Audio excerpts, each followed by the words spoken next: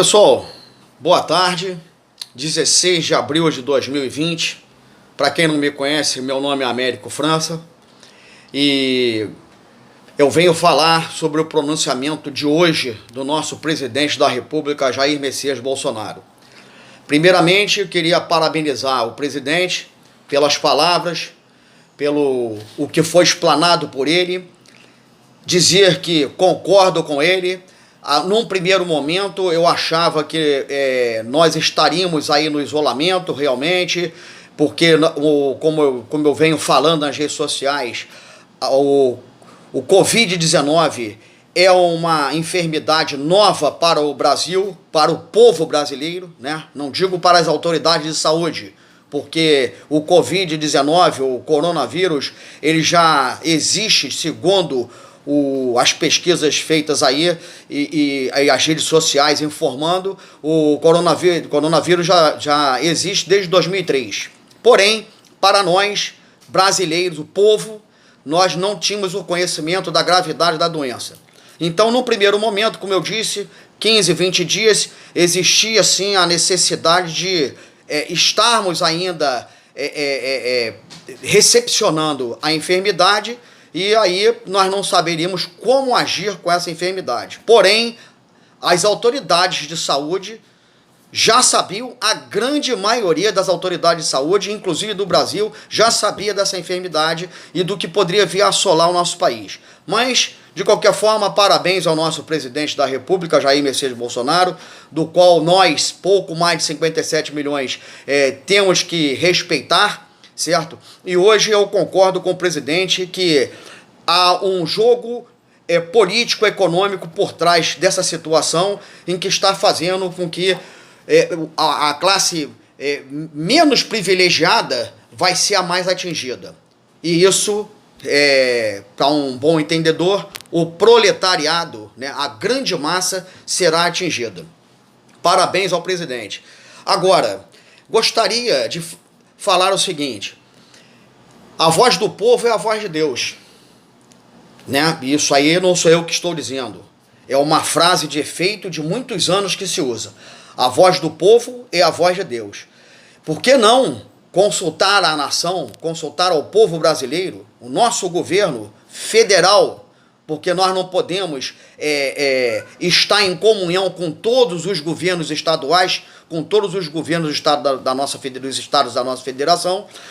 Mas o nosso governo federal poderia fazer aí uma enquete com o povo e dizer, e perguntar, melhor dizendo, perguntar ao povo o que eles acham. Se partimos para o ataque, oramos, não perdendo a fé, nunca, jamais perder a fé, né, porque é uma guerra espiritual também, não deixa de ser uma guerra espiritual. Isso é realmente um recado para a nação, isso é um recado para o mundo, e não devemos perder a fé. Mas partimos para ataque contra o inimigo, ou ficamos parados dentro das nossas casas, isoladamente, perdendo os nossos empregos, perdendo a nossa condição de produzir e morremos de fome.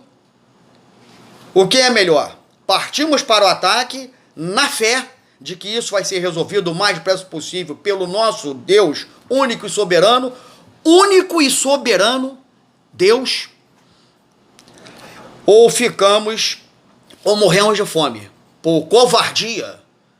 E é claro que alguns vão achar que eu estou aqui querendo fazer um pronunciamento e que quero ganhar notoriedade.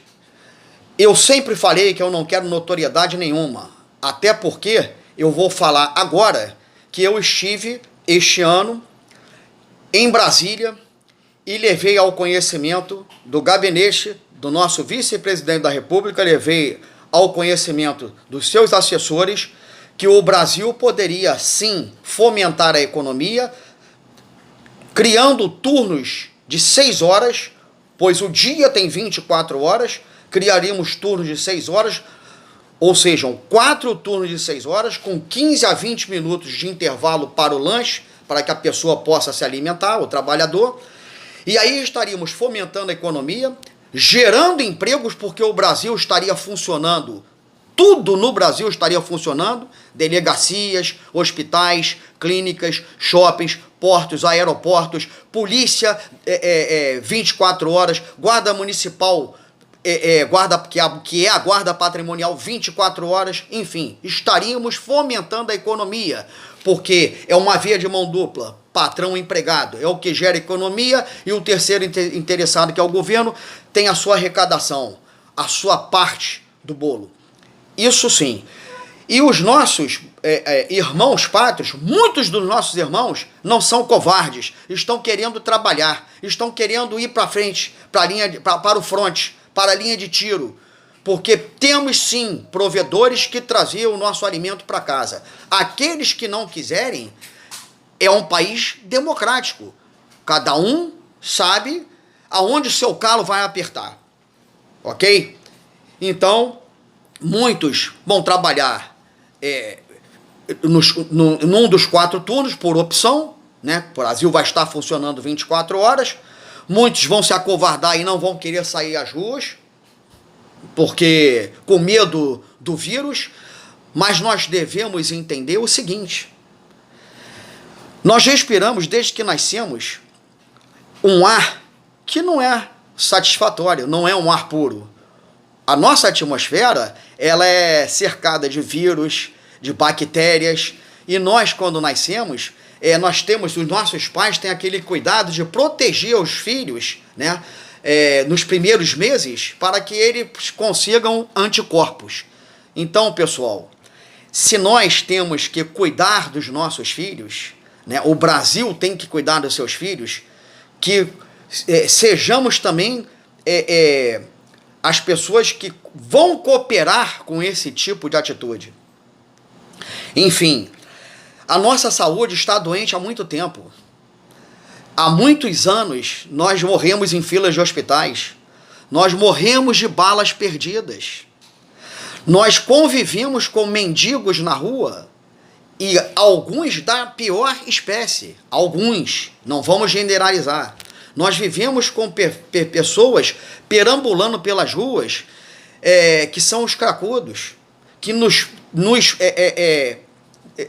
convidam a uma epidemia, a uma doença. Nós não limpamos as nossas cidades. As nossas cidades, pelo menos aqui no Rio de Janeiro, eu posso dizer, é uma cidade mal cheirosa. Como eu disse no outro dia, aqui nesse canal do YouTube, eu falei que você anda na cidade cheirando fezes. E as pessoas que moram nas ruas, elas simplesmente, não precisa nem ser a madrugada, mas ao avançar da noite, é claro que as pessoas que têm aquele pudor, elas vão para trás de uma banca de jornal fazer as suas necessidades, porque não tem um banheiro decente. Entendeu? Então cheiramos aqui na nossa cidade fezes e urina o tempo todo. Convivemos com os roedores, que é a maior peste que tem. Os roedores, eu já falei isso, não conseguimos combater a roedores. Então, pessoal, nós convivemos com doenças.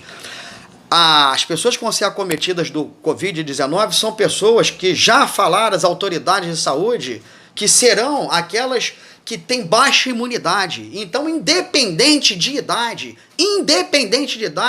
todo aquele que tiver baixa imunidade vai ser acometido de uma enfermidade.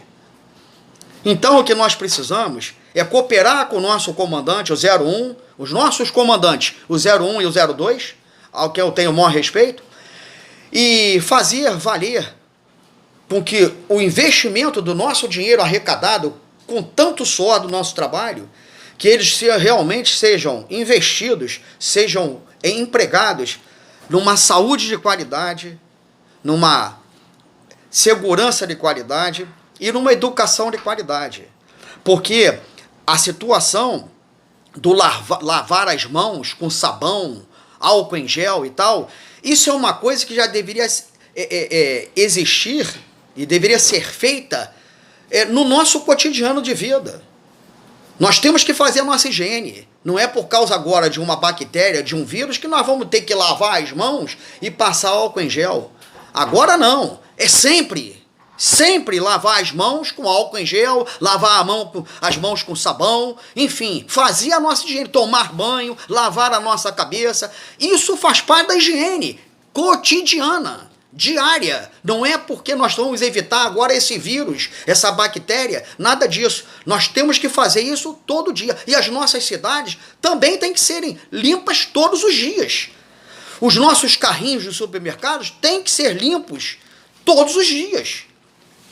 Os nossos transportes modais têm que ser limpos todos os dias. Isso tem que ser um cotidiano, um costume. Tem que fazer parte da nossa vida. Então, eu aconselho, e por sugestão, que aqueles que concordarem comigo, que o Brasil deve funcionar assim, para alavancar a nossa economia, funcionar 24 horas, e aqueles que não vão se acovardar e vão partir para o ataque, na fé, porque esse inimigo é invisível, né? Sabe-se lá se esse inimigo foi criado em laboratório? Sabe-se lá se foi uma